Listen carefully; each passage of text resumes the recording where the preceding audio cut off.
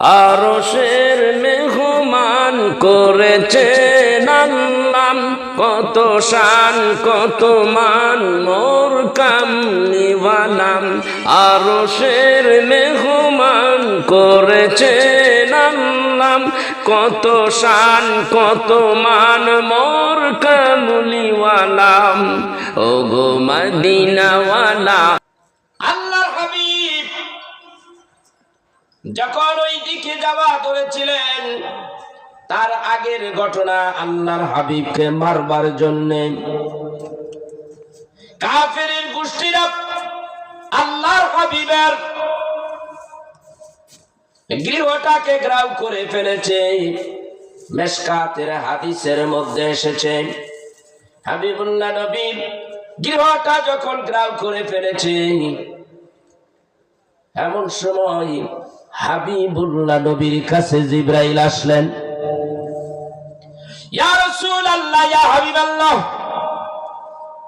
এই আরব দেশের মধ্যে সকল গোত্রের থেকে যুবকদেরকে একত্রিত করা হয়েছে আপনাকে মারবার জন্য। দারুন নাদওয়া নামক একটা বৈঠক, যেই বৈঠকের স্থান হলো কাবা বাইতুল্লাহ শরীফ থেকে একটু উত্তর দিকে, পূর্ব দিক দিয়া উত্তর দিকে একটা রোড চলে গেছে, একটু আগাইয়া জান্নাতুল মুআল্লা নামক গোরস্থান যেখানে, ওখান থেকে আর একটু আগে যাইতে হয়। তার আগে জিন মসজিদ, জিন মসজিদের পরে জান্নাতুল মুআল্লা, তারপরে একটু আগাইয়া গেলেই ওখানে দারুন নাদওয়া বৈঠকের সিদ্ধান্ত হয়ে গেল। আব্দুল্লাহর পোলা আমাদের দেবদেবীর নিন্দা চর্চায় এমন পর্যায়ে চলে গেছে, আমরা আর কোনোদিন আমরা এই মূর্তির পূজা করতে পারবো না, লাতের পূজা করতে পারবো না, মানাতের পূজা করতে পারবো না। এত বুঝানো বুঝাইলাম, হযরত রাসূল আরবি সাল্লাল্লাহু আলাইহি সাল্লাম অর্থাৎ আব্দুল্লাহর পোলাকে এত বুঝাইলাম, বুঝলো না। এখন চূড়ান্ত সিদ্ধান্ত হয়ে গেছে, আল্লাহর হাবিবকে মারবার জন্য আজকে রাত্রেই তাকে হত্যা করে দেওয়া হবে, আজকে রাত্রেই তাকে হত্যা করা হবে। রাসূলুল্লাহ সাল্লাল্লাহু আলাইহি ওয়াসাল্লাম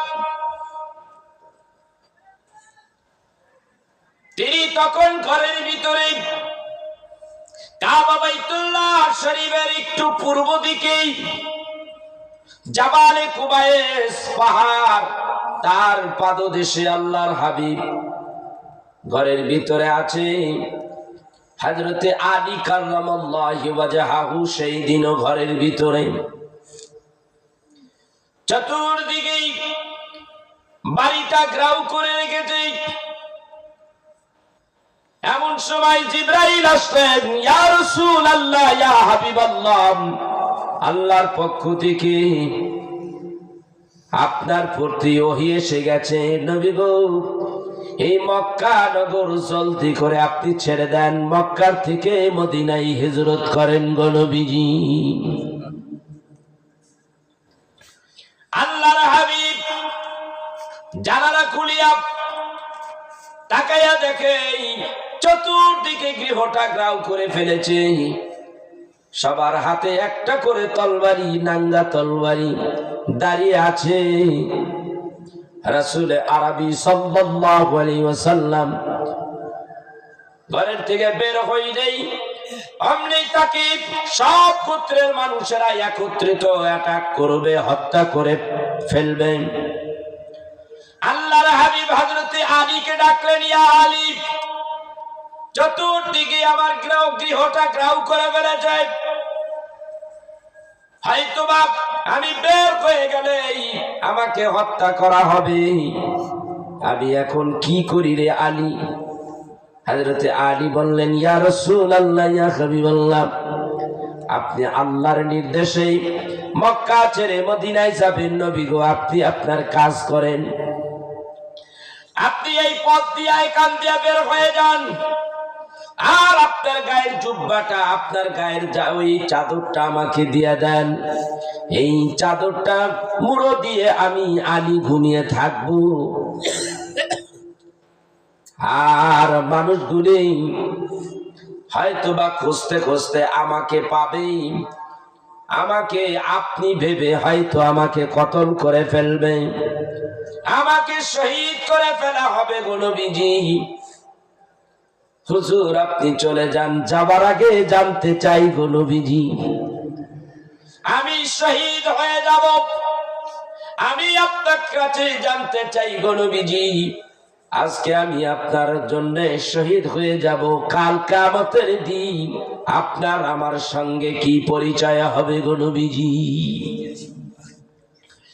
দ্বীনের নবী ডাক দিয়ে বলেন, আলী রে, আমি বললাম কিয়ামতের দিন আলী রে তরে তুইয়া আমি মাওলার জান্নাতে ঢুকবো না রে আলী। তবে একটা কথা বলি রে আলী, তুই এত তাড়াতাড়ি শহীদ হবি না রে আলী। আলী এত তাড়াতাড়ি শহীদ হবি না। এই ল, আমার কাছে কাফেরেরা, ইহুদি নাসারা, এরা কিছু ধন সম্পদ রক্ষিত রেখেছে, আমানত রেখেছে, এইগুলি আমি তোরে দিয়ে গেলাম, আমি চলে যাব। হয়তো বলতে পারে আব্দুল্লাহর পোলা চলে গেছে, আমাদের অর্থ মাইরে দিছে। আমি আমানত খেয়ানত কখনো করি নাই, করব না। এই অর্থগুলি যার যার বাড়ি, অমুকের এত, অমুকের এত, এইগুলি তার কাছে পৌঁছে দিও। হযরত আলী কাররামাল্লাহু ওয়াজহাহু ডাক দিয়ে বলেন, ইয়া রাসূলুল্লাহ, ইয়া হাবিবাল্লাহ, আমি কি বেঁচে থাকবো? আল্লাহর নবী বলেন, হ্যাঁ অবশ্যই তুমি বেঁচে থাকবে, অবশ্যই তুমি বেঁচে থাকবে রে আলী। হযরত আলী, তারপরও তো কথা থাকে, যদি একটু এদিক সেদিক হয়ে যায় তাহলে তো আমি শেষ। তারপরও আলী রাসূলের জন্য জীবন দেওয়ার জন্য প্রস্তুত। রাত্র গভীর, নবীজি আমার দরজা খুললেন, দরজা খুলিয়া বের হইয়া দেখে সমস্ত কাফিররা চাইয়া রইছে। মিশকাত শরীফের হাদিসে আছে, আল্লাহর নবীকে আল্লাহ বলে দিলেন, হাবিব পায়ের নিচের থেকে এক মুষ্টি বালু তোলেন আর সূরা ইয়াসিন থেকে কিছু তেলাওয়াত করেন গো নবীজি। সূরা ইয়াসিন থেকে কিছু তেলাওয়াত করেন আপনি। রাসূল আরবি সাল্লাল্লাহু আলাইহি ওয়াসাল্লাম সূরা ইয়াসিন থেকে তেলাওয়াত করলেন। শাহাতিল উযু পড়িয়া আপনি নিক্ষেপ করে দেন। আপনি নিক্ষিপ্ত করলেন কাফেরদের চোখকে টার্গেট করিয়া। এবার সকলে চোখের মধ্যে বালুর কণাগুলি চলে গেল। এখন আমি আপনাদেরকে বলতে চাই, আমি আপনাদেরকে টার্গেট করে এক মুষ্টি বালু মারলাম, এই বালুটা সবার চোখে যাবে এমন ঠিকই শিওর হওয়া যায়? সবার চোখে যাইতে পারে? হ্যাঁ, রাসূলুল্লাহ সাল্লাল্লাহু আলাইহি ওয়াসাল্লাম বালু মারলেন, সবার চোখে চলে গেছে, কারো চোখে যাওয়া বাকি নেই। কার নির্দেশে মারলেন? জোরে বলেন, কার নির্দেশে? আল্লাহ।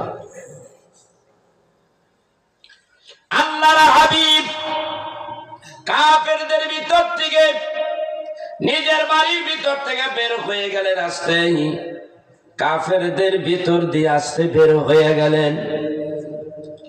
আল্লাহর হাবিব সোজা চলে গেলেন হযরতে আবু বকর রাদিয়াল্লাহু তাআলা আনহু তার বাড়িতেই। তার বাড়িটা আবার কত দূর ভাইরা আমার, বন্ধুরা আমার, এইটা আমি নিজ চোখে দেখে আসছি।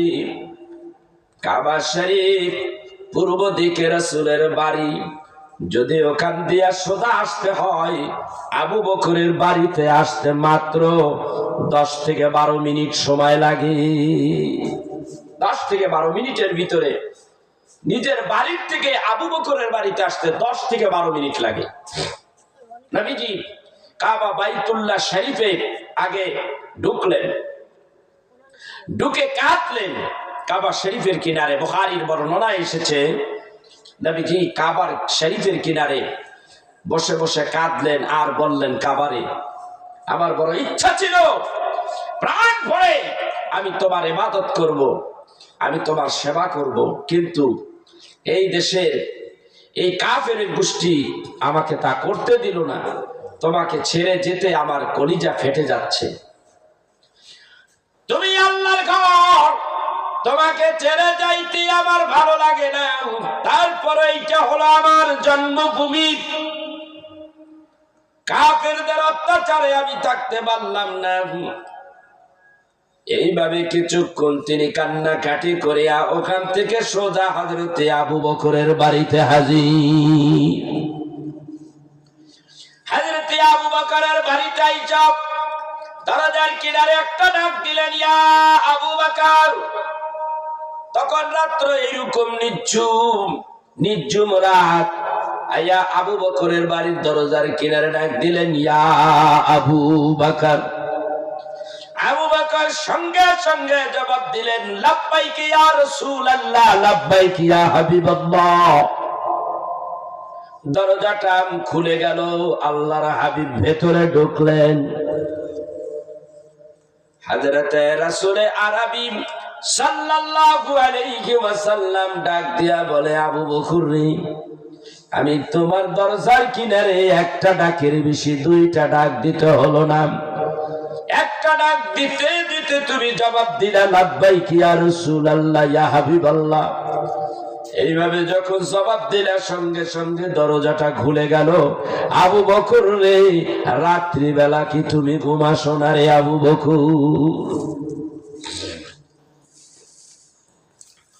আবু বকর ডাক দিয়া বলে, ইয়া রাসূলুল্লাহ, ইয়া হাবিবাল্লাহ, আপনি আজকের থেকে 6 মাস আগে আপনি আমাকে বলেছিলেন যে আবু বকর, এমন একটা সময় আসবে এই মক্কা ছেড়ে আমার মদিনায় হিজরত করতে হবে।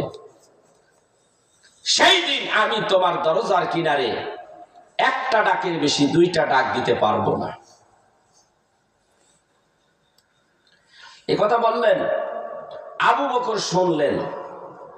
নবী ডাক দেয়া বলে, ইয়া রাসূলুল্লাহ। আবু বকর ডাক দেয়া বলে, ইয়া রাসূলুল্লাহ, সেই যে বলেছেন, আর আজকে 6টি মাস আমি বিছানায় পড়ে ঘুমাসি না।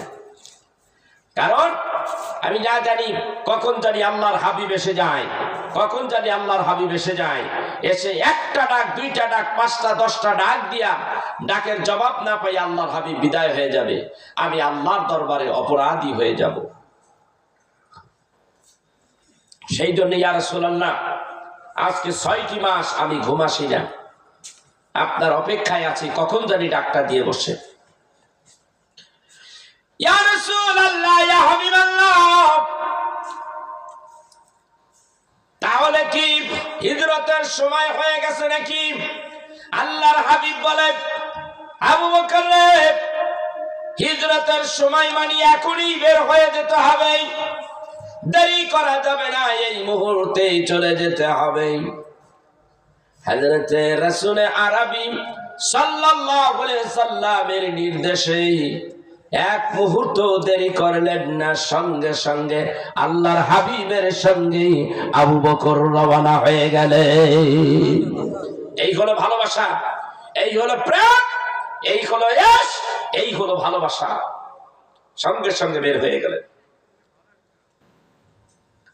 রাত্রি গভীর।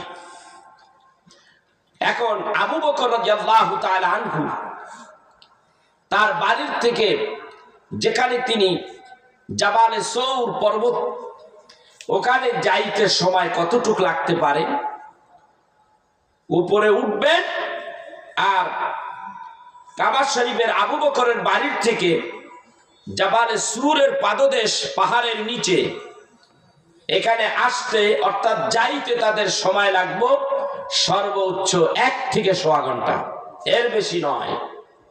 উপরে উঠতে 2 ঘন্টা। আর যদি আল্লাহ তাআলা কোন বিশেষ কায়দায় উঠায় সেটা ভিন্ন কথা। আবু বকরকে নিয়ে রওনা হয়ে গেলেন, তাও আবার 2টা ঘোড়া। এটা হাদিস শরীফের মধ্যে আসছে, 2টা ঘোড়া আগের থেকেই তারা রেডি করে রাখছিল যে যে কোনো সময় ডাকতে পারে, তাহলে ঘোড়া দুইটা আমি আবু বকরের পক্ষ থেকে আল্লাহর হাবিবের জন্য তোহফা হাদিয়া স্বরূপ এটা লালন পালন করে রাখি। ঘোড়া দুইটায় উঠলেন। ঘোড়া দিয়ে সে যাইতে হলে সর্বোচ্চ 40 মিনিট, 30 থেকে 40 মিনিট, এর বেশি না, যেটা আমি মেপে দেখলাম। রাসূলুল্লাহ সাল্লাল্লাহু আলাইহি ওয়াসাল্লাম যাবে মদিনার দিকে। আল্লাহর হাবিব মদিনার দিকে না যাইয়া উল্টা দিকে রওনা হয়ে গেলেন। একেবারে জাবালে সুরে যাবার জন্য আল্লাহর হাবিব চলে গেলেন কেদুয়া মিসফালা হইয়া। কেদুয়া মিসফালা এখন ইব্রাহিম খলিলুল্লাহ রোড, যেইটা এই রোড দিয়া আগাইয়া যাইতে হয়। এই রোড দিয়া হযরতে ইব্রাহিম আলাইহিস সালাতু ওয়াস সালাম তার ছেলে ইসমাইলকে নিয়ে একেবারে মিনা বাজারের দিকে গিয়েছিলেন কুরবানি দেওয়ার জন্য। ওই রাস্তাটা বড় মশহুর, সুপরিচিত। ওইটাকে ইব্রাহিম খলিলুল্লাহ রোড বলা হয়। আর এই রোডের দিয়েই একটুখানি বাম দিয়া ঢুকে আবার রওনা হইতে হয় কেদুয়া মিসফালা দিয়া। ওই রোডটাকে বলা হয় হিজরতের রোড। হিজরা রোড কয়, হিজরা রোড, কারণ ওইখান দিয়া আল্লাহর হাবিব হিজরত করেছেন। ওই রোডটাই আবার আলাদা। হাবিবুল্লাহ নবী এই রোড দিয়ে রওনা হলেন। মদিনার রাস্তা হলো উত্তর দিকে। তিনি উত্তর দিকে না যাইয়া পশ্চিম দিক থেকে আস্তে আস্তে পশ্চিম দিকে যাইতে যাইতে একটু একটু করে দক্ষিণ দিকে যাচ্ছে।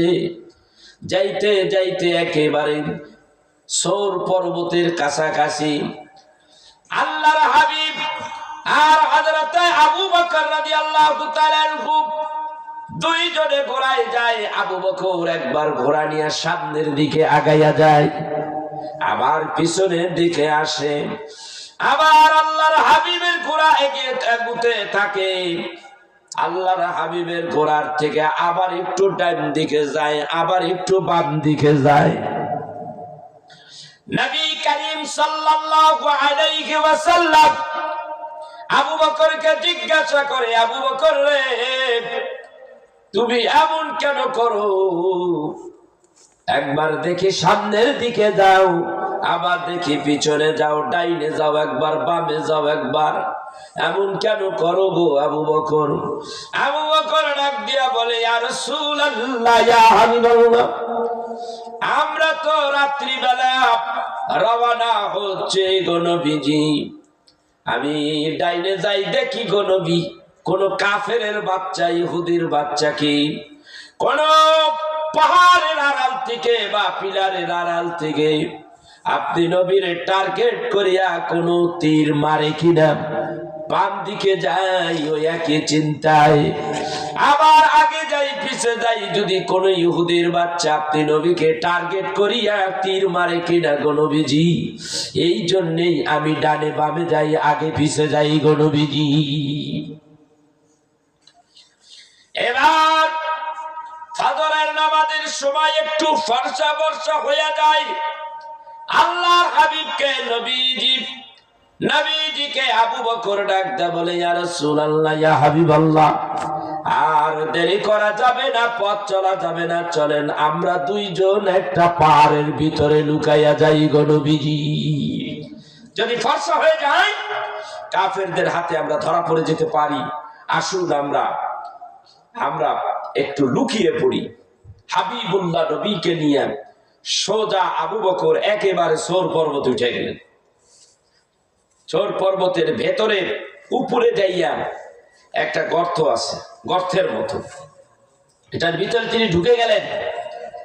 গর্তটা এমন ভাবে ভেতরে যাইয়া 2-3টা সিঁড়ি দিয়ে আবার উপর উঠা লাগে, এরপরে ওখানে বসা যায়, লুকানো যায়। আল্লাহর হাবিব ওইখানে, আবু বকর আল্লাহর হাবিব দুইজনে ওখানে। কাফেরের গোষ্ঠী গর্তের মুখে চলে গেছে, কাছাকাছি গর্তার মুখোমুখি চলে গেছে। আমি নিজে ওখানে দাঁড়িয়ে নিজে দেখেছি। হাদিস শরীফের মধ্যে যেভাবে এসেছে বিষয়টা, আমি ওইটা প্রুফ করার জন্য জায়গাটায় গিয়েছিলাম এবং খেয়াল করেছি। হযরতে আবু বকর রাদিয়াল্লাহু তাআলা আনহু ভেতর থেকে বললেন, ইয়া রাসূলুল্লাহ, ইয়া হাবিবাল্লাহ, কাফেরের গোষ্ঠী কিন্তু আমাদের এই লুকাইছি যে গর্তের মধ্যে, গুহার সামনে মুখে কিন্তু আইসা গেছে। নবীজি গো, এদের হাঁটু দেখা যায়, যদি একটুখানি মাথা নিচু করে তাইলে কিন্তু আমাদের দেখে ফেলবে। এই পা দেখা যায়, এই হাঁটু দেখা যায়, আমি দেখলাম ওখানে দাঁড়িয়ে। হ্যাঁ, কথা ঠিক, বিষয়টা ঠিক ওইরকমই। হযরত আবু বকর বলে, ইয়া রাসূলুল্লাহ, ইয়া হাবিবাল্লাহ, আমরা বোধহয় ধরা পড়ে যাব গো নবীজি। এরা মানুষ কত সংখ্যায়, কত মানুষ, আর আমরা মাত্র 2 জন। আল্লাহর হাবিব সঙ্গে সঙ্গে বলে দিলেন, চিন্তার কোনো কারণ নাই রে আবু বকর, আমরা 2 জন নয়। ইয়া আবু বকর লা তাহজান ইন্নাল্লাহা মা'ানা। এই আবু বকর, ভয় পেও না, চিন্তিত হইও না, আমরা 2 জন নয়, আমাদের সঙ্গে আরেকজন আছে, তিনি হলেন আমার আল্লাহ। আল্লাহ ব্যবস্থা করবে, আল্লাহ ব্যবস্থা করেনি। আল্লাহ জানাইয়া দিলেন, হাবিব, আপনি যখন কাফেরদের ভিতর থেকে যখন আসতেছিলেন, ঘরের থেকে যখন বের হয়ে এক মুষ্টি বালু বেড়েছিলেন, সবার চোখের মধ্যে যাবে এমনটি তো হতে পারে না। হাবিব গো, আপনি মেরেছেন গো হাবিব, আর আমার কুদরত কি করেছে জানেননি? ওয়া মা রামাইতা ইয রামাইতা ওয়ালাকিন্নাল্লাহ রামা। হাবিব, আপনি এই বালুগুলি হাত থেকে ছেড়ে দিয়েছেন আপনাকে বাঁচাবার জন্য গো নবীজি। এই বালুগুলির প্রত্যেকটা কণাগুলি আমার কুদরত বহন করেছে। আমার কুদরতে হাত দিয়ে কাফেরদের চোখের মধ্যে আপনি নবীকে বাঁচায়া দেওয়ার জন্য আমি কাফেরের চোখের ভিতরে ঢুকিয়ে দিয়েছি গো নবীজি। একটা লোক, একটা কাফের আমি বাঁচায় রাখি নাই, একটা কাফের আমি চোখ খালি রাখি নাই, প্রত্যেকটা কাফেরের চোখের মধ্যে আমি বালু কণাগুলি ঢুকিয়ে দিয়েছি আপনি নবীকে বাঁচাবার জন্য। আজকে এই গুহার ভিতরে এসে আপনি ধরা পড়ে যাবেন, এটা তো হতেই পারে না। ভরসা তো আপনি আমার উপরে করেছেন, ব্যবস্থাও আমি করে দিলাম। আল্লাহ রাব্বুল আলামিন কাফেরদের অজান্তে 2টা কবুতর এক জোড়া ডিম নিয়ে বসে আছে। সুবহানাল্লাহ কইবেন না? মাকড়সায় তাড়াতাড়ি জাল বুনিয়ে রেখেছে। কাফেরের গোষ্ঠীদের ভিতরে চিন্তা হলো, একজনে ডাকতে বলে এই গুহার মধ্যে আছে, উনি বলে নাই। একদল বলে আছে, আরেক দল বলে নাই। তো বলতেছে নাই, তুমি শিওর হও কেমনে? কারে বেকুব চাইয়ে দেখ, এই গর্তের ভিতরে, গুহার ভিতরে যদি কেউ ঢুকে, তাহলে এই যে মাকড়সায় জাল বুনাইছে, এই জালগুলি সব ছিঁড়ে যাইত। শুধু তাই না, এই যে কবুতরে এখানে এক জোড়া ডিম নিয়ে কবুতরে তা দিচ্ছে বাসা বানাইয়া, এটা তো কখনো হইতো না। এটা কি সম্ভব? কবুতর থাকতো না, ডিমও ভেঙে যাইতো, বাসাও থাকতো না। অতএব এটার ভিতরে কোনো মানুষ নেই। আল্লাহ তাআলা তাদের ভিতরে সন্দেহ ঢুকিয়ে দিলেন। আল্লাহু আকবার কাবীরা। আল্লাহ পারে কি পারে না? আল্লাহ সব পারে। ব্যবস্থা হয়ে গেল, কাফের গোষ্ঠী চলে এলো। রাসূল আরবি সাল্লাল্লাহু আলাইহি সাল্লাম সেখানে 3 দিন 3 রাত রইলেন। একবার হযরতে আবু বকর রাদিয়াল্লাহু তাআলা আনহু তিনি রাসূলুল্লাহ সাল্লাল্লাহু আলাইহি সাল্লামকে বললেন, ইয়া রাসূলুল্লাহ, আমার পানির তৃষ্ণা লেগেছে, আমি একটু পানি খাবো, কি করব এখন? পানি কোথায়? নবীজি ডাকতে বললেন, আবু বকর, এই গুহার পিছনে যাও, গুহার পিছনে যাইয়া দেখো পানির ব্যবস্থা আছে। হযরতে আবু বকর বলে, এত ছোট গুহা, এই গুহার মধ্যে আবার পানি কোথায়? হযরতে আবু বকর পিছনের দিকে যাচ্ছে, আর রাস্তা আস্তে আস্তে বড় হইতে আছে, অটোমেটিক রাস্তা বড় হয়ে যাচ্ছে। একটা পর্যায়ে যাইয়া রাস্তা বন্ধ হয়ে গেল। ওই রাস্তার মাথার মধ্যে একেবারে সমুদ্রটা লেগে আছে, সমুদ্রের পানি আর পানি। আবু বকর পানি চাইছো রে আবু বকর, তুমি কত পানি চাও, কত পানি খাইবা, তুমি জলদি করে খাও। দ্বীনের জন্য, আল্লাহর হাবিবের জন্য এত মুহাব্বত, এত মেহনত করতেছো, আমি আল্লাহ রাব্বুল আলামিন তোমার জন্য কি একটু পানির ব্যবস্থা করতে পারি না? আমার হাবিবের জন্য যখন এত কষ্ট করতেছো। ঢোকার সময় আবার একটা ঘটনা ঘটে গেল। কাফেরের গোষ্ঠীরা যখন চলে গেল, হযরত আবু বকর একটু বসলেন। আল্লাহর হাবিব ক্লান্ত হইয়া আল্লাহর হাবিবের মাথাটা আবু বকরের একেবারে রানের উপরে, উরুর উপরে দিয়া আল্লাহর হাবিব একটু তন্দ্রায় গেলেন, ঘুমিয়ে পড়লেন। সুবহানাল্লাহ বলবেন না? আল্লাহর হাবিব ঘুমিয়ে গেলেন। একটা সাপ বের হইয়া আবু বকরের পায়ের মধ্যে কামড় লাগাইয়া দিছে।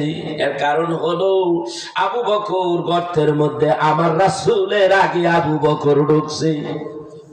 আল্লাহর হাবিবকে ডাকতে বলে, ইয়া রাসূলুল্লাহ, ইয়া হাবিবাল্লাহ, এই গর্তের মধ্যে আপনি আগে ঢুকবেন না আমি ঢুকবো?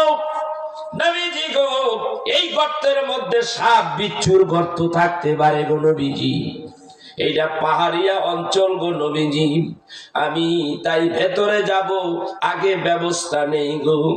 যদি আপনার একটা সাপে কামড় দেয় আপনি যাওয়ার পরে আমি আবু বকর বাঁচবো না গো নবী, বাঁচবো না। এরে আবু বকর, তুমি যদি ভিতরে ঢোকো আমাকে কামড় দেবে, তুমি বললা ওই সাপে যদি তোমারে কামড় দেয় কেমন হবে? ইয়া রাসূলুল্লাহ, ইয়া হাবিবাল্লাহ, আপনারে যদি কামড় দেয় তাতে আমার কিচ্ছু যাবে আসবে না গো নবীজি, আর কোন ইসলামের কোন লোকসান হবে না গো নবীজি। আমি জীবদ্দশায় আপনি নবীর গায়ে যদি বিষাক্ত সাপে কামড় দেয়, পাহাড়িয়া অঞ্চলের সাপগুলি যদি আপনারে কামড় দেয়, আমি আবু বকর বাঁচবো না গো নবী, বাঁচবো না, আমার জন্য ইসলামের কোনো ক্ষতি হবে না গো নবীজি। আবু বকর ভেতরে ঢুকলেন, সব গর্তগুলি বন্ধ করে দিলেন। একটা গর্ত বাকি ছিল, আর বন্ধ করতে পারে নাই। ওই গর্তটার মধ্যে পা রাখিয়া পায়ের গুড়াটা দিয়া চাপ দিয়া রাখা আবু বকর বসে আছে। ওই উড়োর উপরে আবু বকরের একখানা উড়োর উপরে মাথা রাখিয়া আল্লাহর হাবিব ঘুমিয়ে আছে। ওই সময় ওই সাপটা হযরতে আবু বকরের পায়ের মধ্যে আঘাত মেরে দিয়েছে, কামড় মেরে দিয়েছে। আবু বকরের বিষের ক্রিয়ায় আবু বকর আবার রাসূলের ডাক দেয় না, শরীরটা নীল বর্ণের হয়ে গেল। চক্ষু থেকে অজান্তেই দুই ফোঁটা পানি আবু বকরের আল্লাহর হাবিবের চেহারা গাল মোবারকের উপরে পড়ে গেলে আল্লাহর হাবিব চোখ খুলিয়া দেখে আবু বকর তো আবু বকর নাই, আবু বকরের দেহটা, মুখটা একেবারে নীল বর্ণের হয়ে গেছে। কে আবু বকর, তোমার মুখমণ্ডল কেমন এরকম নীল বর্ণের?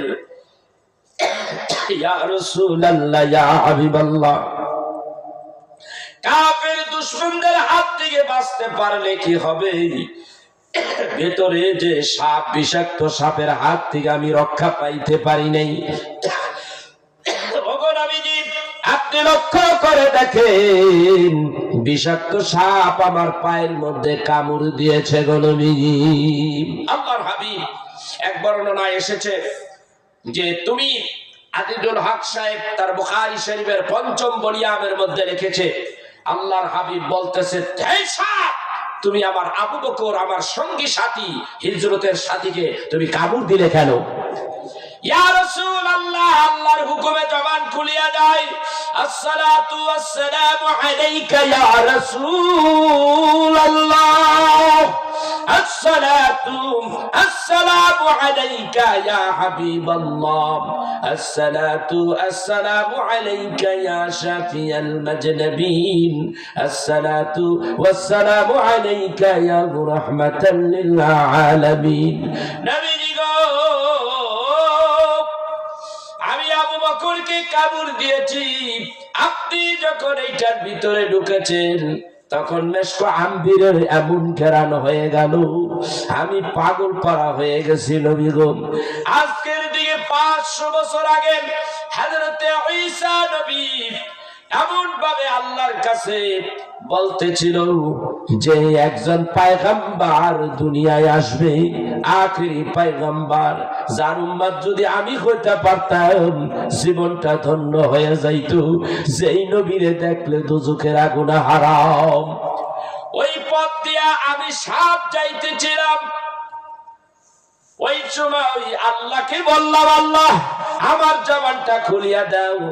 আমার জবানটা আল্লাহ খুলিয়া দিলেন। আমি ঈসা নবীকে ডাকতে বললাম, ঈসা নবী গো, আপনি আল্লাহর কাছে বলেন আল্লাহ যেন আমার জন্য দোজখের আগুনটা হারাম করে দেয়। আমি যেন ওই পয়গম্বরের দর্শন না হওয়া পর্যন্ত আমি সাপটার মৃত্যু যেন না হয়। আপনি আল্লাহর কাছে দোয়া করেন। পয়গম্বর ঈসা আলাইহিস সালাতু ওয়াস সালাম আল্লাহর কাছে দোয়া করলেন, আল্লাহ এই সাপটা ওই পর্যন্ত তুমি হায়াত বাড়াইয়া দাও, আল্লাহর হাবিবকে না দেখা পর্যন্ত মরণ দিও না। ঈসা নবীকে এইবার বললেন, ও আল্লাহর পয়গম্বর, ওই নবীকে আমি কোথায় গেলে পাবো? আল্লাহর হাবিব কোথায় গেলে হাবিবের দর্শন পাবো? বলে বহুদূর। হাবিবুল্লাহ নবী যখন মক্কার থেকে মদিনায় যাবে, যাওয়ার পথে তিনি এইরকম একটা গর্তের মধ্যে 3 দিন অবস্থান করবে। তুমি ইচ্ছা করলে ওই গর্তের মধ্যে থাকতে পারো, ওই গর্তের মধ্যে বসবাস করো। একদিন আল্লাহর হাবিবের সঙ্গে তোমার দেখা হয়ে যাবে। একটা সাপ হইয়া নবীজিকে দেখতে চাই, নবীর প্রেমে পড়ে যায়, আর তুমি আখেরি পয়গম্বরের উম্মত হইয়া ঘরের মধ্যে ঘুমাসো। একটা রাত রাসূলের প্রেমে তুমি বসতে পারো না। তুমি কেমন তোর আশিক, তুমি কেমন তোর আশিক, তুমি কেমন তোর মানুষ, কেমন নবীর উম্মত, আমার তো বুঝে আসে না, কিছুই বুঝে আসে না। আবু বকর রাদিয়াল্লাহু তাআলা আনহু রাতভর রাসূলের প্রেমে রাস্তা হাঁটছে আর হাঁটছে। আর আপনি আর আমি এত আরামের দিন ধর্মটা পেয়েছি, আজকে আমরা একটা মাহফিলের ইনজাম করে ঘরের মধ্যে দিয়ে বসে আছি। অনেকে ঘুমাসে নাই, খালি মোবাইল টিপে আছে না নাই, খালি মোবাইলে শেষ করে নিল। এই মোবাইল আপনার জিন্দেগি আমার জিন্দেগি শেষ করে নিল। সন্তান কথা শোনে না, নামাজে যায় না, মাহফিলে আসলে সময় নাই, রাত গভীর, মোবাইল টিপলে তার রাইতে রাত পার হয়ে যায়, তখন ডিস্টার্ব হয় না। কথা বুঝতে পেরেছেন? বড় সময় তার সময় হলো, সময় নাই, টাইম নাই। কিন্তু ওয়াজ মাহফিল মোবাইল টেপার সময় তার টাইমের অভাব নাই, এত সময় জায়গা তার পেঁয়াজ আর মজে না। হ্যাঁ, এখন আবার ইন্টারনেট কি বলে, ওয়াইফাই ঘরের মধ্যে আনছে, আনলিমিটেড, ইচ্ছা মতন টেপ, মায়ও টেপে, জিও টেপে, নাতিও টেপে, পুতিও টেপে, খুতিও টেপে, সর্বের টেপা টেপে। কথা কন দেখেন, এক বিছনার মধ্যে শুইয়া থাকে, নাতি ওই নানির কানের উপর ঠ্যাং একটা উড়াই দিছে, মানে কোন তালে তালে টিপতে টিপতে ঠ্যাং গেছে গাছের দিয়া। আর নানিও টের পায় না, উনিও টিপতে আছে, কোন তালে তালে ধরে নাতির ঠ্যাং ওনার কাঁধের উল্টে গেছে না। ওই তাহলে খুঁতি আবার ঠ্যাং উড়াই দিছে আসমানের দিকে। নাতি পুতি খুঁতি লইয়া এক জাত বসে কামলা বেচতে বইছে, টিপতে আছে মোবাইল, আনলিমিটেড সময়। আর ওয়াজ মাহফিলের মধ্যে আসলে সময় নাই, টাইম নাই হুজুর। আর খালি ফতুয়া দেয়, 12টার পরে আর ওয়াজ শোনা যাইব না, ফতুয়া। কথা বুঝতে পারছেন না? ফতুয়া। ইচ্ছা থাকলেই সবটা হয়। এত আরাম খোঁজো কেন মিয়া? এত আরাম খোঁজো কেন? ইসলামের জন্য, দ্বীনের জন্য, ধর্মের জন্য, সুন্নিয়াতের জন্য একটু কষ্ট করো না। সমস্যাটা কি? তোমাকে বলে নেই 365 দিনে বছর হয়, 365 দিন তোমাকে রাত জাগ্রত করতে দেয়নি। বাংলাদেশে কিছু মোল্লা কাঠমোল্লার গোষ্ঠী বাইরেছে, কয় আর 11টার পরে আর দরকার নেই। চিন্তা করছেন, মানুষের ভয় ঢুকায় ফজরের পরান যাবে না। আরে ইচ্ছা থাকলেই ফজর পড়া যায়, আর ইচ্ছা না থাকলে 3 রাত ঘুমাইলেও ফজর পড়া যাবে না। নিয়ত যদি ভালো থাকে তাইলে ফজর পড়া যায়, ঠিক কিনা করে কর। এরকম পিটাস মার্কা কিছু বক্তা আছে বাংলাদেশে, নিজের সুবিধা মতো কথা কয়, আছে না নেই?